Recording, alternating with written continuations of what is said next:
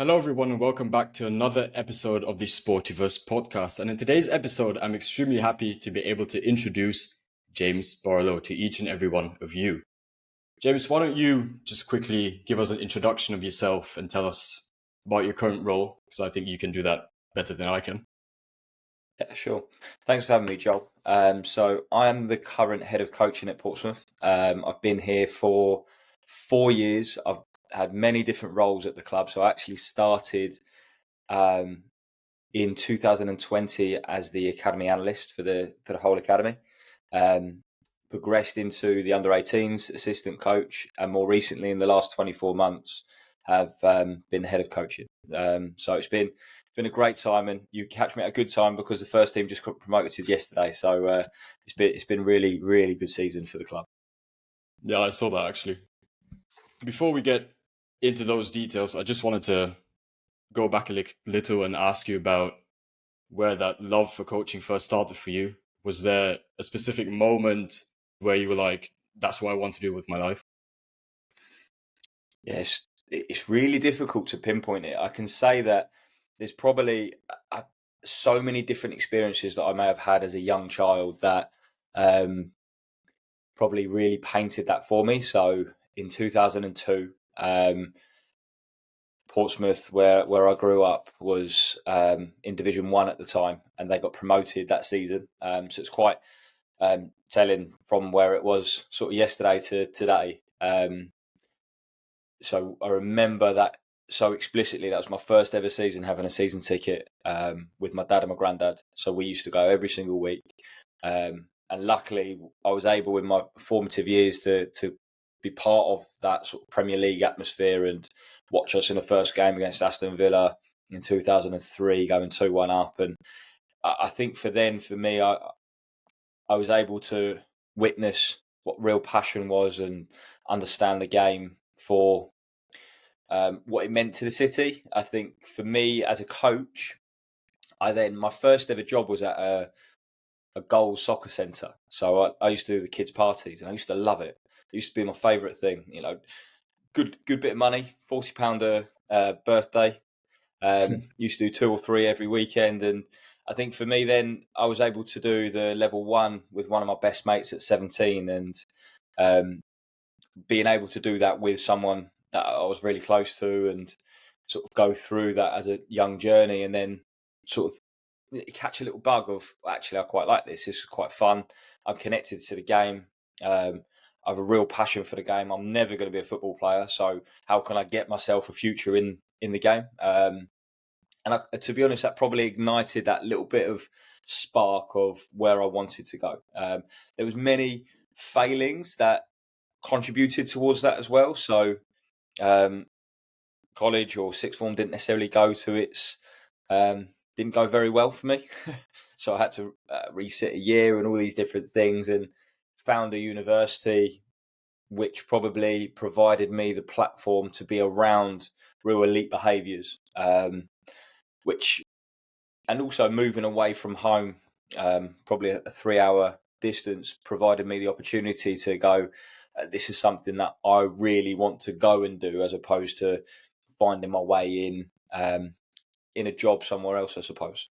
No, that's a great story, actually. And I didn't know that you were from Portsmouth, so that probably makes it even sweeter to now actually work there and actually get to feel like Definitely has its what it's positives and like negatives, working that's for there sure. and being in that Yeah, stadium. 100%. It's difficult to separate yourself sometimes from what you might have as a fan bias, but what's been really telling for me is how you can flip the narrative and use it as a positive and help really instill the values and heritage that the club may have to the young players coming through the club. Because I think that's really important for me. If I'm not mistaken, you studied at Loughborough University. Well, you did, because we talked about Darren and his lectures. And part of that degree was a placement year, which you did at Leicester City Academy, if I'm not mistaken. Yeah. Was that the first time that you were ever kind of probably exposed to a professional environment as a coach? So when I first started at Loughborough, I felt the only chance that I would have in the game is to get myself coaching as soon as possible. So as a professional club, that was probably my first taste of Championship football at the time through Leicester. Going in as a part of my analysis module. So I was going in as an academy analyst, individually coding players, predominantly working with the 12s to 14s age groups. And that was something that I found real passion in. Not necessarily the analytical side, but just being around good coaching conversations, really experienced staff, and just being as curious as I possibly could. Whilst I was doing that, I was trying to balance observing as many sessions as possible around the university. So at the time, the football setup was very well structured, but probably didn't have the space for anyone else. So I went into futsal around the university. And at the time, Michael Scubala was the head coach. So I spent probably about a season just observing sessions, getting involved with as much training as possible, because it's as close to football as I could find myself going into the university. And then I found a local grassroots women's side through some of the lecturers as well. It was Loughborough Foxes at the time, and took on their reserves for the rest of the season. And it was a really safe environment for me to see what was happening in professional clubs, see what was happening at elite, sort of the elite squads for the Buck setups, and then having a go myself. So I had a really nice blend of different experiences in my first year with that. And was there anything you would say that immediately kind of struck your eye, where you were like, whoa, when you kind of entered these different professional environments? Yeah, good question. Was there anything that struck my eye? I think everyone had such a unique approach to how they coached. So I think that one of the first things for me was understanding how I need to be as a coach, not how. And what I mean by that is how authentic I am. Like, why do I coach the way I coach, as opposed to copying other people, and finding my own way and my own style. Not necessarily dipping into with Trev, for example, who was the 18s lead at Leicester. I'm not going to be able to copy him because he's got 40 years in the game. Michael Scubala had various different experiences, and now he's at Lincoln, really fulfilling the role as a manager. I'm not going to be able to copy him. So I had to really work hard at failing loads and being comfortable with that, but trying to mold my own style. Yeah, it's good that you say that, because actually I'm kind of going through a similar experience, if I could say, because obviously I've just started studying at Loughborough, and obviously you see all these training videos on YouTube as well of like Mikel Arteta, Pep Guardiola, Jurgen Klopp, or if you watch, obviously I grew up in Singapore, so if you go and watch certain coaches here delivering football sessions, I always try to copy what they do, but now I actually realize it's a lot better if you just be yourself and kind of see what you've got on yourself to kind of deliver to players, to athletes, rather than just copying. Because if you try and copy, you're probably not going to get as far, get as much out of yourself, and then as well your players as you want to. And obviously you briefly spoke about having different sorts of observing experiences at your time at Loughborough.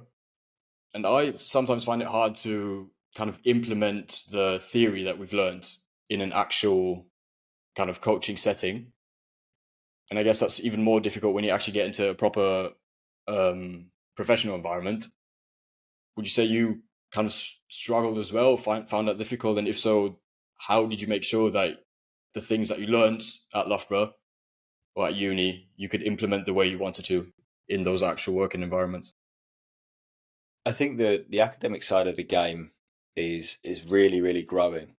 But I think for me, the only way that I was able to understand the academic side was by being on the pitch every single week, every single day, because you'd learn certain concepts or educational methods and pedagogy.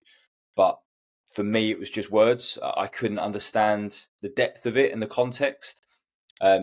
and it was just content in my mind, and I'm trying to make sense of it. So I always found myself that I was quite good at building relationships with individuals, and I wanted to be in environments within my coaching setups where I can be exposed to that and I can have a go, but not feeling like I've got a pressured sense of eyes on me or an assessment on me where I don't know whether there's a right or wrong, but I felt I had a real direction with where I wished to go at Loughborough. Like, I gave myself a choice of, in 5 years, I wanted to achieve my A license or something like that. And what did I need from that? And I think what was really important for me was having really strong mentors around the game, who are able to be almost a critical friend to my own development. So yes, I'm making sense of things myself, but at the time I may not have known what is right or wrong and what suits this environment. And I needed key individuals to challenge me and support me at the same time, and not be afraid to receive the feedback that I didn't want to hear, but I needed.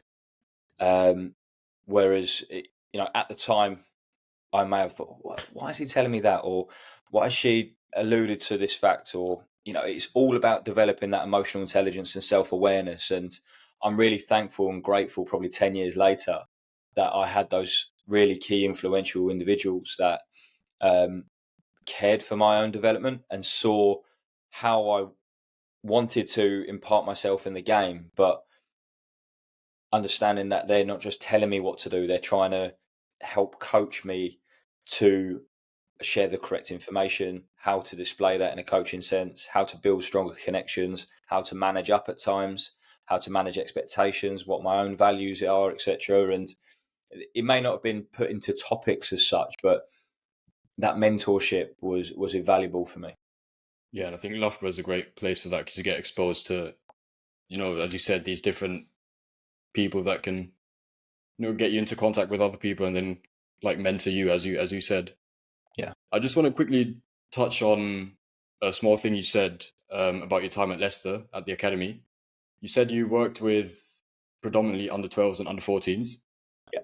And obviously that's a proper professional academy. So I wondered, how does a week look like for an under 12 or under 14 player that is in a actual football academy? So the week itself, it depends how the club structure it. Every club has different resource and finance to be able to provide the players with as much developmental opportunities as possible. So within different categorizations, they have different resource. So, for example, at Leicester at the time, they may have been able to bring in some of their 14s in during the day because the schools were quite close to the training ground, or they'd have a partnership with the school. So they may have a day release on a Thursday, for example, when they would train with the 15s, 16s, or have their own bespoke day. The 12s probably wouldn't. So you probably look at them of having a minimum of 6 to 8 training hours a week and then a game at the weekend. So that was really interesting for me to see how those things can be structured and what evenings they train at. So, for example, it might be a Monday, Wednesday, Friday for an under 12, and then an under 14, it might be a Monday, Tuesday, Thursday, but Thursday's like a whole day, and then they play on a Sunday. The difference of those is, and it's probably grown massively in the last 10 years since I did the placement, is the involvement of the multidisciplinary team. So the heightening of athletic development, the education and player care, lifestyle skills that they're provided, the analysis that the provision that you're given. So then it was Game Breaker, whereas now you've got elite licenses and sports code, and they all do their individual clipping and huddle, and it's the player ownership of that is huge now. So it's changed a lot, probably from my time at Leicester to now facilitating, overseeing that at Portsmouth. But it gave me a really good grounding, if you like, as to the requirements of being in the role, and seeing what may be needed, what behaviours are acceptable, the desire and curiosity that I may have. because it was a really tough role for me at the time, balancing it in between my own travel to get there. I didn't have a car, so I'd have had to get 2 buses and a train every single time, while still having my own educational commitments and a coaching role at the same time. So that just ignited sort of why I wanted to be around the specific environments. You look at the pitches, you look at the players, you look at the accessibility of that old training ground. It was behind a residential area, and it was at the heart of Leicester, and it was really connective to the community, which I really, really enjoyed. You said that the training ground for the academy was basically at the heart of Leicester. Mhm. Did you ever have a lot of contact with the first team at that point, or was it just really distinguished between academy is here and then the first team is there? Yeah, I'm sure they did. My own personal experiences, I didn't, because I was very much an academy intern. But you could tell where the academy building was. The pitch right next to it was the first team training pitch.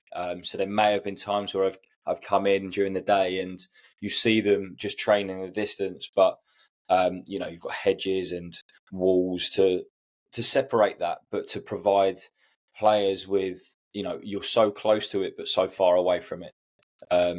So I can't say I personally had an involvement or an active association with them, but they're only a stone's throw away. Now, obviously, since you worked with kind of under 12s, and as an Arsenal fan myself, and you hear those stories of Bukayo Saka has been at the club since he's 8 years old, or Phil Foden has been at Man City since he's 5 or 6 years old, which is extremely young.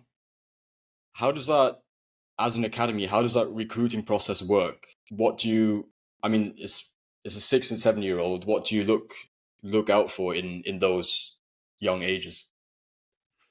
Yeah, it's a good question.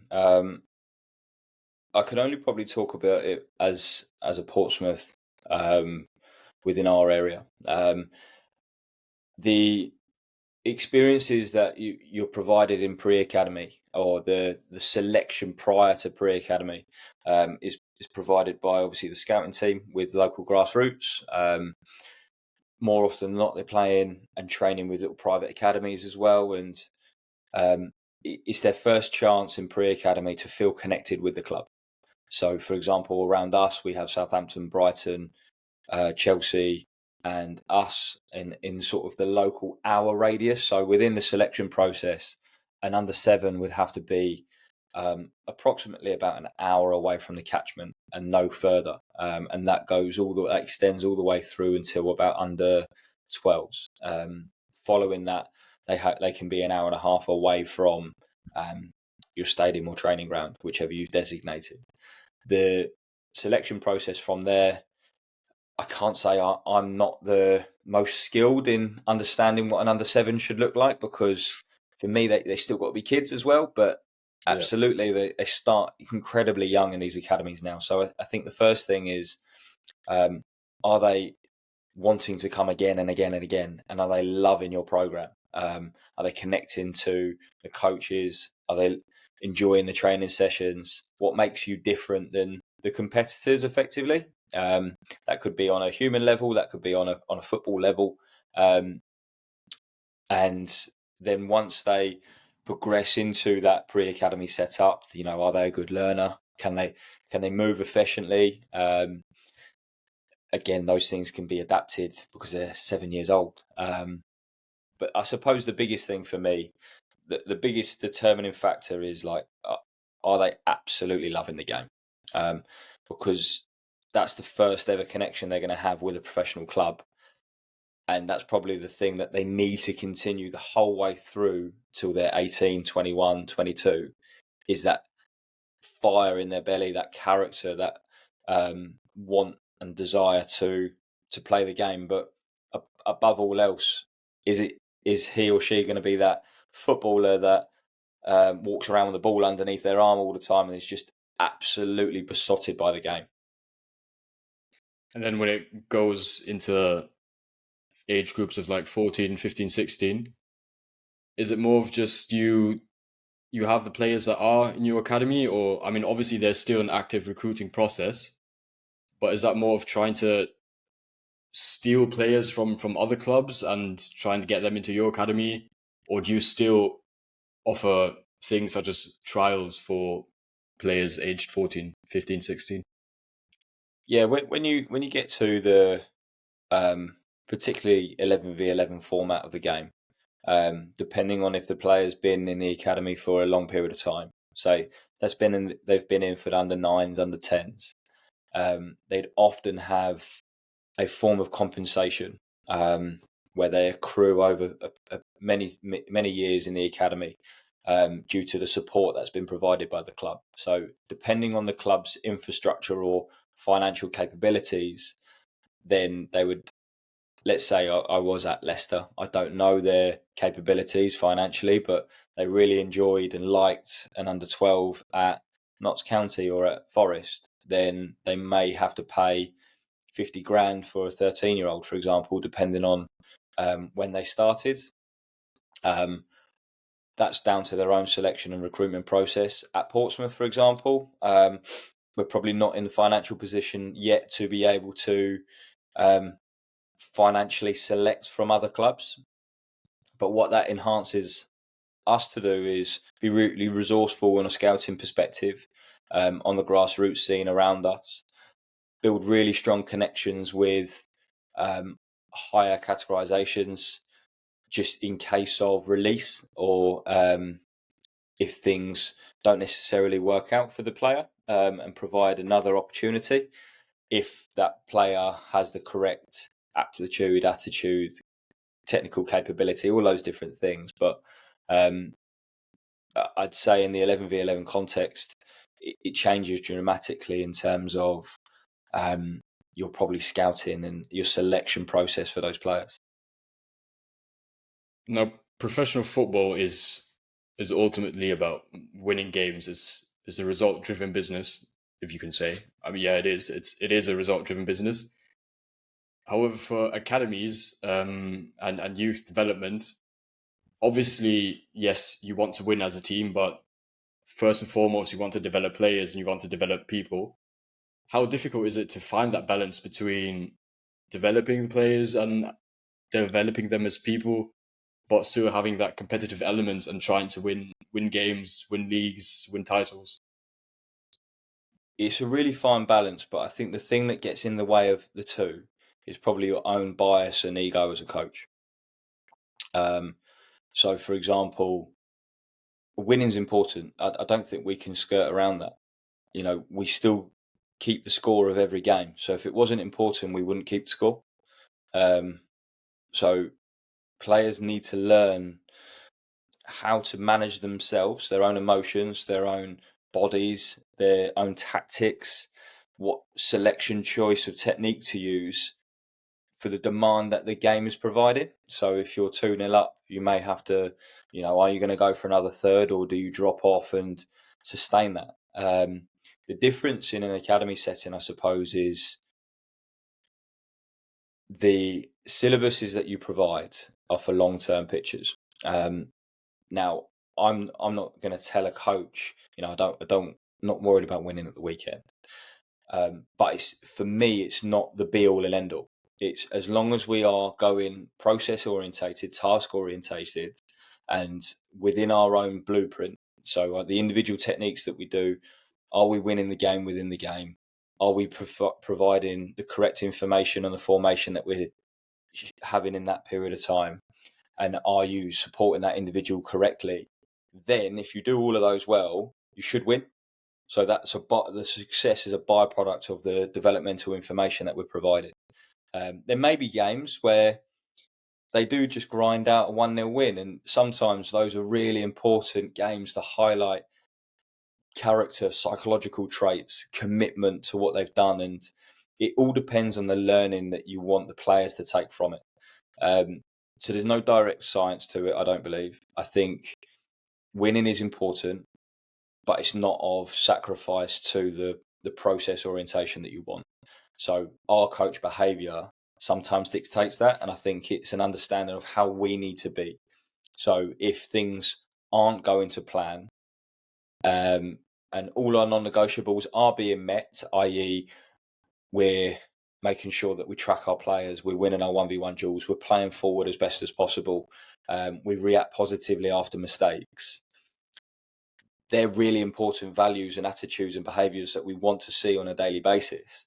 But then the next bit is, depending on our own self-awareness as coaches, that can dictate how the players behave as well on the pitch. So if we really want to go in high press and we keep getting beaten from the press because it's either the individual not necessarily slowing down, they're curving their run too aggressively, so then the centre-half stepping through.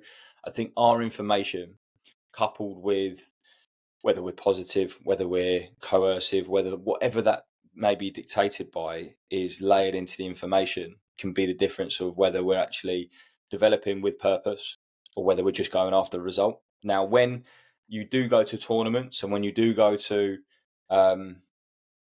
league situations, because not everything is a league in the development space, is when do we flip the narrative and just go, no, it's all about winning this week, or in this day or this occasion, because you want to see how they cope under pressure a little bit. Now, that's not necessarily us going, you must do this because language is important, is seeing how they cope under demands or the stress that is provided by the opportunity you've given them. And I also think that's vital for their development, especially if you look at Portsmouth. More recently, just gone into a championship space. So the first team have only lost 4 games all season.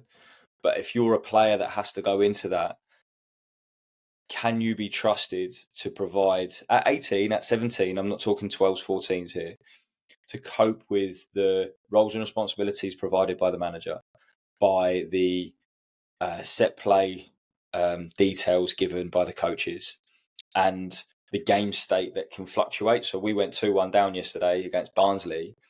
In a scenario basis, how do the players solve the game without it being necessarily coach driven at times, with the demand of the game, with the noise happening with so much, and they go and win 3-2. And I just think, I don't personally know how you can get that into a player. That has to be learned through all their failings and experiences throughout their own journey. So we have to understand what diet we're providing them throughout. So, for example, if we were speaking under 12s, and we were more recently speaking as a cohort of head of coaching the other day, is in 2030, what do we need to do from now till 2030 to provide our under 12s with the best experiences for them to get that professional contract at 17? Because that's when they will get there. So how can we oversee their development and starting it now and be really purposeful with that period of time? So have they got set games where they're going to really struggle? Have they got games where they're going to really thrive and be successful? Have they got games where they've got loads of support by the coach? Have they got loads of challenge individually, collectively? How much responsibility can they take? So much that they can enhance technically, tactically, but we also want to see how their character can develop going into, hopefully a successful career in the game, no matter whether it's at the club that you're at or the game in general. And in terms of playing style for this under 18s or under 23s, is that, I mean, it depends probably or differs from club to club, but is the playing style, the way that the team plays, similar to the first team?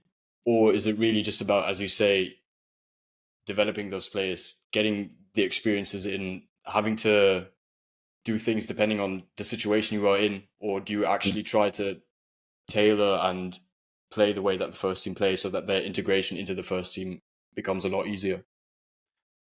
I think firstly it depends on the club itself. So some clubs have a really strong methodology that's been directed by their director of football, for example, and there's a common thread the whole way through from first team. So then your 21s must play the same way as your first team. 18s will play a similar way, and then below that there'll be really common strands that happen. I think, on my perspective, that's important, but the life of a manager it's probably no longer than 18 months over the whole totality of football. So it's really important that a club has a clear identity of how they wish to play, but whether that is by references as opposed to a really strict method is dictated club by club. So, for example, with us, within the first team space, we've got had a review of their game model. John's really open with sharing with us, and there's many things that we're going, that's brilliant. We're definitely going to use that. Danny had exactly the same previously, but I suppose what's best for us is we're taking snapshots from those different things and putting it all into what the players may need and when. So within the 18 setup, we will play similar principles, but the principles for us 9s to 18s are exactly the same. So we're very principle led, to provide a consistency of language and to provide consistency if players play across age groups. But through the conversations we've had with the coaches, there may be similarities on the pressing style or how we may defend in certain situations or how we may try and progress up the pitch with the ball. But it's not necessarily a mirror of what the first team do, mainly because, as we alluded to at the start, with recruitment and selection. So with the scholarship program, you may have 16 to 18 players.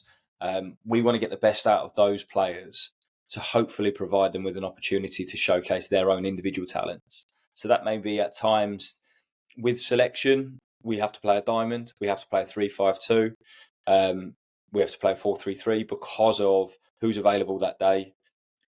Maybe a little bit of the opposition, but it's mainly dictated by us, as opposed to the selection from the first team. When they recruit in 25, 28 players, they've got a really strong way and consistent way of playing in a 4-2-3-1, 4-3-3 that suits the betterment of their players.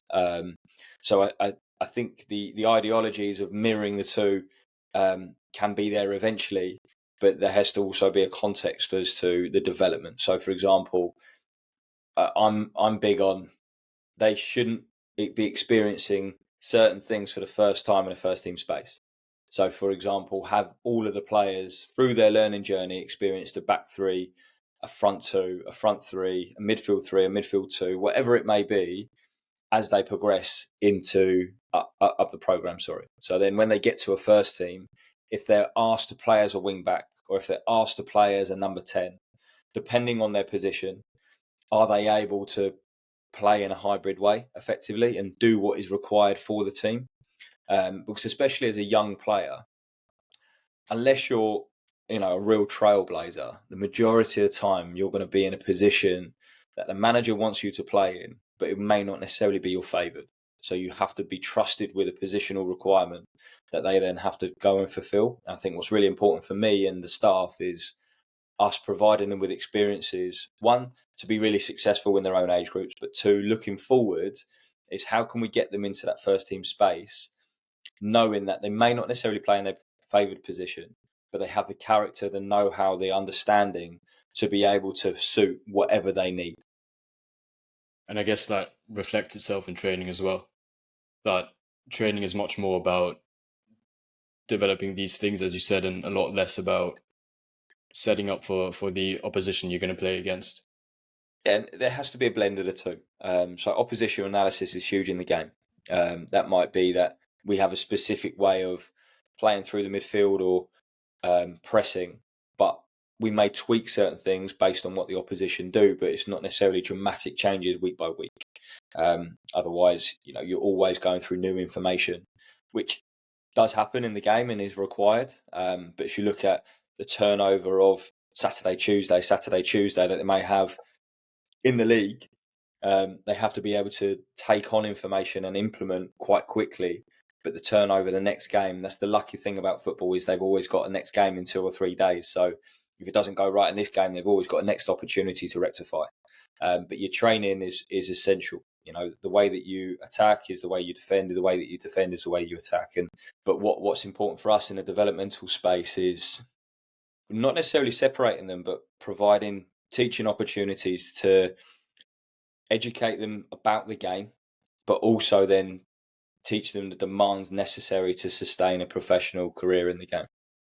Can I ask, at what age do you start doing gym work with players?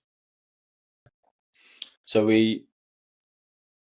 within our own setting, we start to do field-based gym work at 10s to 11s, but that may be through plyometric training, that may be through tag games. That it's disguised work. It's not necessarily explicitly doing squats in a gym. That could be really creative, multi-skill opportunities where you're furthering opportunities for bilateral movers, for the ABCs that you really, really want as young players to manipulate their strength, the opportunities.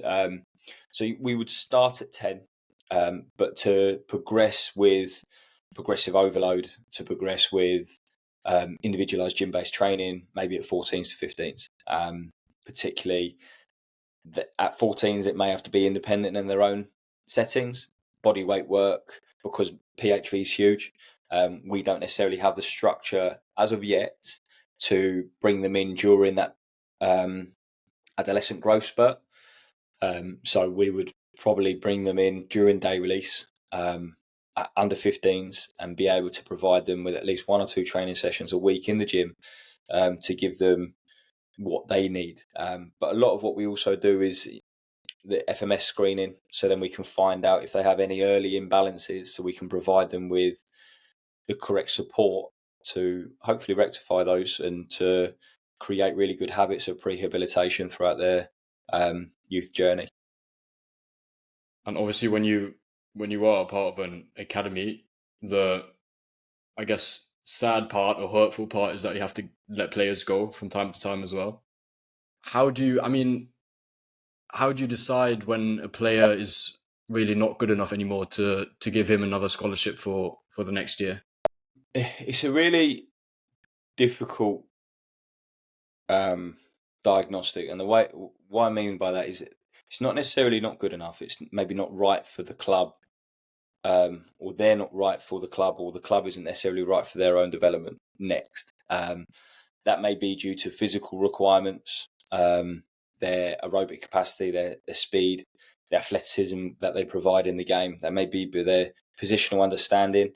But above all else, there has to be impact. So whatever position they play in those age groups, are they impacting the game? So, for example, as a centre half, are they winning their aerial duels? Are they ensuring that the striker doesn't turn at them? Are they being able to progress and play into midfield or over into strikers with quality? And I think what's really important is no matter what position they have, they're impacting the game. The alternative to that is the volume of players that you may have to choose from, and also your selection process from first team all the way down. If they have 8 left backs, it may be really difficult for you to progress them moving forward. But beyond all else, that's not necessarily a key determining factor for us. It would just be what do we need that player to be doing? Are they giving impact? Are they receiving information well? Are they committing themselves to the program? But it's a really difficult one because all we hope for is every single player goes on to the level that they are able to go and play at.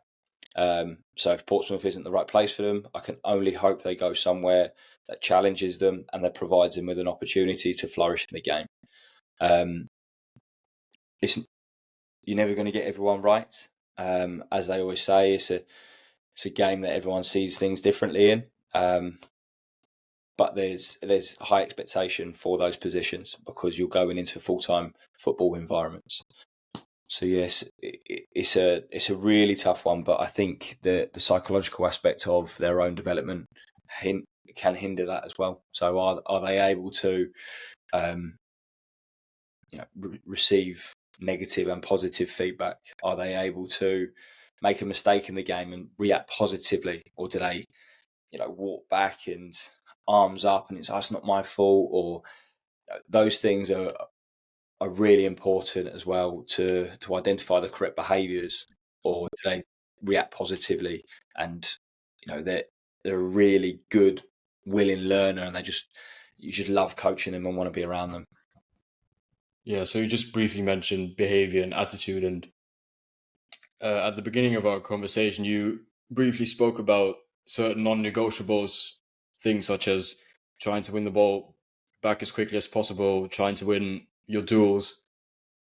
Is there a list of certain non-negotiables that you have written down from your experiences at different professional environments, so that you can say these are the non-negotiables that we have to follow in order to be successful, or to get ourselves in a position where we then can be successful?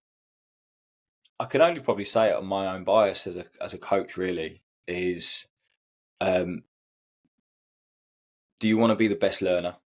I.e., like, learning football is unbelievable, but are they listening to understand, or are they listening to reply to you? So, for example, there's so much to know in the game. The more you know, the less you know, effectively. So in adolescent growth, there's sometimes an embarrassment with being the best learner. You always hear it in the back of the classroom of going, he's asking that question again, but I want there to be more player to coach interaction. That's a real bias for me, because I want them to be really hungry to learn. I want them to love the game. There's been many occasions and many players that I see that play the game, but I have a real worry that there's probably not a longevity in them, because I don't know if they love it enough to commit their lives to it. Because it is a 6-7 day a week role, specifically with travel, being away from family, committing, sacrificing, and wanting to better yourself yearly on trying to renew that next contract, and going through that cycle. And I suppose there's a reason why every player went into an academy environment, and I would just want them to show that every single day. So if you're a good dribbler, go and show why you are the best dribbler in that team. If you're a fantastic jeweler and a 1v1 defender, go and show that every single day. There'll be days where it doesn't work, that's absolutely fine, but you staying true to who you are and why you show those moments that people will look at and go, he's got something, she's got something. I think they're things that are really, really important for me. On a club perspective, there's certain things that we would align to our values. So we are proud, for example, is appearance, proud in how we act, proud in how we conduct ourselves, our attendance, our appearance, and also our own individual development. We're passionate in, I want everyone to celebrate a goal. I want them to be willing to be the best version of themselves on a daily basis. Now, if it's only, they can only give 10% that day, they're giving that 10%. If they're giving that 90% because they're able to, then give it. Absolutely. We want to see who you authentically are, not what you think we want to see. Because we can work with that a lot. If we're honest, the game will slowly find out if you don't react positively, if you don't track your players, if you don't do things off the ball that are easy, that are free. So can you defend on the back post? Are you willing to track your runner? You're going to win that race. Are you willing to receive the feedback, be critical of your own performance, but also praise the good things? And also being, we say, stronger together, is you're only going to be as successful as the person next to you. You need to get the best out of one another, because if you just try and play your own game all the time, you'll slowly find the game will be quite difficult. You need to get the best out of your partnerships in the game, whether that's left back and left winger, whether that's two centre mids, whether that's the whole unit. You're only as good as the person to the left and the right of you, I think, at times.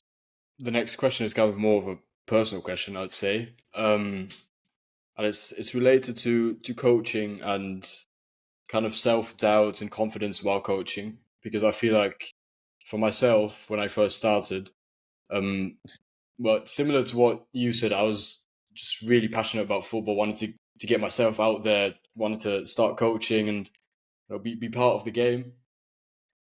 But I struggled with Yeah, I think you can say I struggle with self-confidence and kind of being confident in myself that I've got the tools and I know, or I'm going to try my best to be able to deliver what I want to deliver. But as soon as I then stepped onto the pitch and started coaching, I don't want to say got into my own shell, but I didn't express myself the way I maybe should or can, because I was thinking about, oh, what if I make a mistake? What if I say something wrong? What do the players think of me? So I was wondering if maybe you had similar experiences, or if not, how you would say you would deal with that kind of, yeah, self-doubt or not having the full amount of self-confidence in yourself. I think it's a really, firstly, like it's great that you shared that. It happens daily. Even now as a head of coaching, I can still coach a session and come off it, and I'll be the most critical person ever on my session. And I've got sometimes first team manager watching, academy manager. I will always, and I think it comes down to care, where you care so heavily about something that you're so passionate about. Sometimes there will be self-doubt. And I think that vulnerability is really, really important. I think it's having good people around you where you can safely deconstruct whatever you've provided.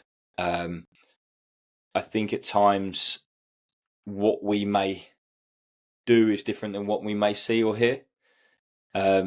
So being able to provide yourself different opportunities to reflect, i.e., filming yourself, verbally recording yourself, doing them separated because you'll see and hear different things, getting someone to review what you do and go, look, I'm really working on my demonstrations this evening. Can you just give me some really detailed, narrow view on that? I think sometimes self doubt actually fuels more progressive learning.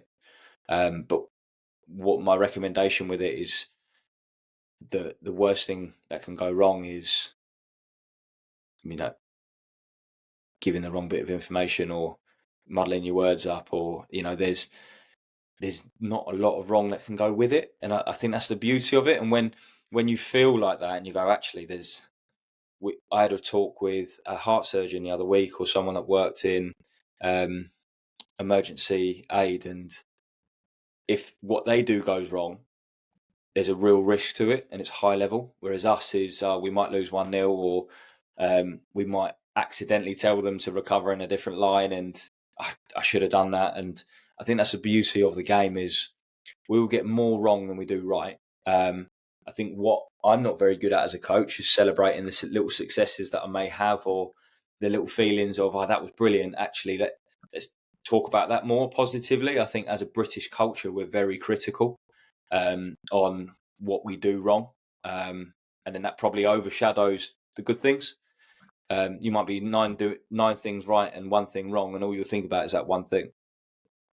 So I think with the coaches that are within my care, if you like, everyone will have an individual development plan. So what I would share is giving a bit of a narrow focus to one area that you're really good at and two development areas, for example, but being really purposeful around those areas. And what are you going to notice if you get things wrong, if you do things right?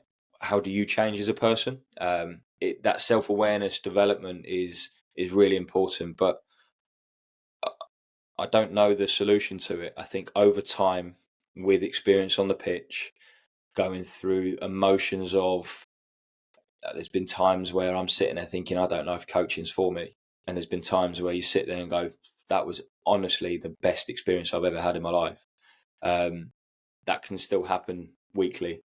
But I think sometimes you need to also look at the impact you're having on other people. And that may overshadow, actually, what am I doubting? I'm only doubting myself, as opposed to, do I know what the players think or feel? Do I know what the staff think and feel?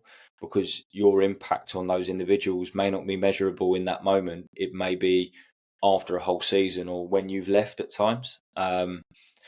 Whereas when I've put myself around senior members of staff, for example, we alluded to Darren at the start of the call. I probably needed someone like Darren when I was first coaching at Loughborough around the women's setup, being the head coach, because at the time I was a third-year student taking on the first team. You've got 85 girls in the programme. You've got 5 teams. You're in charge of the first team. We're in a relegation battle. And there's not a day that I didn't have doubt in my mind. But we had the experiences that we could provide one another and learning how we can try and get out of this relegation battle whilst also managing other roles, all those different things that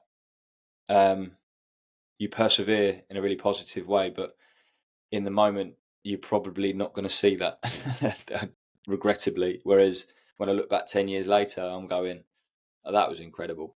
But I hated it at the time in certain moments. But you look at it now, and it's probably helped shape me as a coach, due to just the fantastic men, boys, girls, women that I've coached. That I'm going, they've probably helped allow me to be who I am now on the grass. And then as a head of coaching, all I can try and shape is how that individual wants to coach and why they want to coach that way. And I want to actually ask you that before. Is for you the greatest joy in coaching kind of seeing the influence that you have on different people? Is that more does that give you more joy than actually seeing someone then progress into professional football? I think that's why we do it. The additional bonus is if you can be that 1% influence that helps them progress in the game. But the beauty of the sport is they will have so many influences that positively or negative impact them. But if you can be that 1% positive influence on that child, on that adult, on that adolescent, boy or girl, then you form almost at times as a secondary attachment to that individual. So when I was the head coach at the university, you've got many players that have moved 5-6 hours away from home. So their primary attachment is no longer there, i.e. of their parents. So you see them for 15 hours a week and you might actually become their primary attachment at times. And I think it's really important knowing the impact you want to have on those people. Environment is huge. You will only ever thrive if you feel comfortable in the environment that you set, the culture that you are part of. Now, you've got to be a custodian to it and role model it, but everyone has to be driving towards that shared purpose and that sense of belonging. So you almost have to have that visionary leadership, if you like, in the affiliative sense that everyone's driving towards something. It's with me, not necessarily you must do. So together we can achieve this. And I think Loughborough fueled that really well because you've always got that sense of that history, the really proud nature of being one of the top sporting universities in the world. Whilst also you've got players that want to dual career in football and study in law, and you're sitting there going, how are you doing this? So how can I help support you? But at the same time, then when you go into a professional environment, you've got young players who really want to get involved in the game and you want to provide aspirational moments of motivation. But no matter what stop they get off at, you'd like to think that you've had an impact on that individual in a really positive way somehow, whether that is because you've been the only one that listens to them, whether that is because you provided really demanding yet purposeful sessions, whether that is because you've provided them guidance in moments where they found hardship. That it's beyond football at times, but I think coaching for me is the connection you have with those individuals and the potential impact that you could have. But I don't think you won't always get that self-gratitude in the moment from it. You don't know unless you go and speak to them in 5-10 years time. You just, I suppose, treat them in the way that you want to be treated, but knowing that at times that isn't necessarily just being nicey nice. That has to be cruel to be kind, because you're being really honest about where they should be and what they need to do. But I find real joy in that, because all you want is for them to succeed in whatever they do. So that will be it, pretty much. So from my side, thank you very much for this hour. It's been absolutely great speaking to you. My pleasure. It's been great, Joel. It's been really good speaking to you. And I wish you all the best within your coaching journey and your degree as well. Thank you.